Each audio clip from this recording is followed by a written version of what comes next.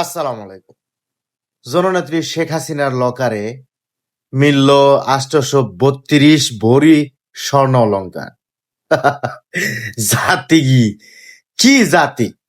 যেখানে জননেত্রী শেখ হাসিনার ফাঁসির রায় দিয়ে দিয়েছে, অবৈধ কোর্ট, অবৈধ ট্রাইব্যুনাল, অবৈধ, তারা স্বর্ণ অলংকার বের করে বলতেছে জননেত্রী শেখ হাসিনার।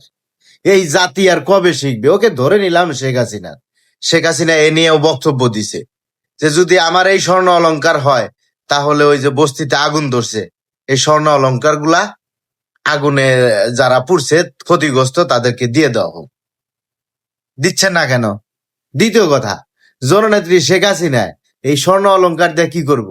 হে পারলি তো দেশটাই বেইসা কিনা দিয়ে পারতো, বিদেশে গাড়ি বাড়ি কোটি কোটি টাকার সম্পদ করতে পারতো, বাংলাদেশেই এক জেলা কিনে নিতে পারতো। আর আসছেন স্বর্ণ নিয়ে। আপনারা কবে শিখবেন বলেন?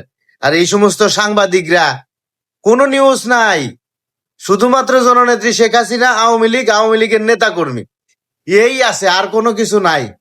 সময় কিন্তু আমাকেও আইব, ঠাকুর কিন্তু পোল্ট্রি লইব। তখন এই সাংবাদিক, এই news reporter, NTV, Jamuna TV, কোথায় যাবেন আপনারা? ভেবে দেখেছেন কি? ভাইবেন। ধন্যবাদ।